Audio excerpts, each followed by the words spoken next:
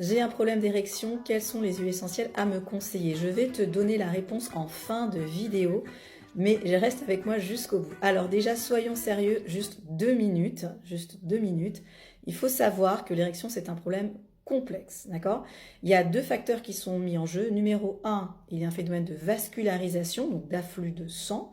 Et numéro 2, il y a un aspect qui est en lien avec le système nerveux, ça veut dire qu'il y a un phénomène d'excitation. Donc numéro 1, afflux de sang, numéro 2, excitation. Alors tu vas me dire, pas compliqué, il suffit de me donner une ou deux ou trois huiles essentielles. Oui, sauf que ça marche que pour certaines personnes. Il faut savoir qu'il y a une catégorie de personnes qui prennent des médicaments qu'on appelle des bêta-bloquants, notamment pour l'hypertension.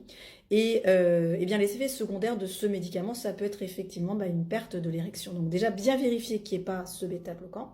Ensuite, il y a d'autres typologie de problèmes, mais globalement, je prends mes petites notes, il faut savoir qu'il y a des problèmes qu'on appelle lésionnels, par exemple, s'il y a une artère qui est bouchée, eh bien l'artère est bouchée, c'est pas la peine de parler d'huile essentielle ou de quoi que ce soit.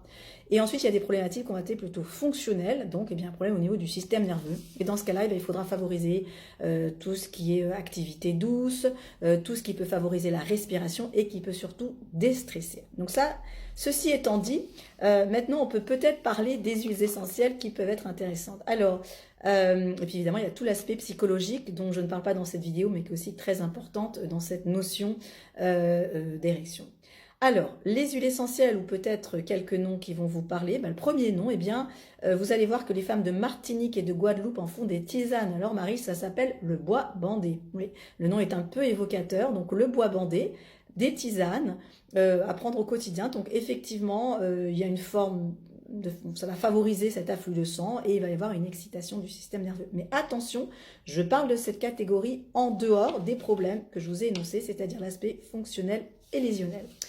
Voilà, alors pour les huiles essentielles, parfois on a parlé de la sarriette, c'était il y a quelques années, on a parlé de l'intérêt de la sarriette, bien que je n'y crois pas vraiment. J'orienterai plutôt sur cette tisane de bois bandé, donc à tester. Et puis voilà, j'avais envie de faire une petite note importante. Ceci, ce sont des notes du docteur Penwell, médecin pionnier en aromathérapie médicale depuis 40 ans.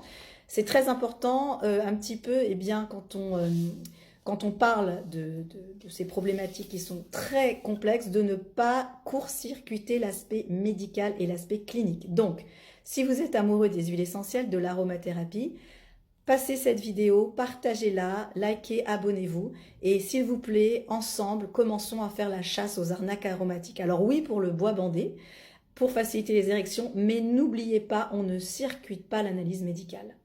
À bientôt.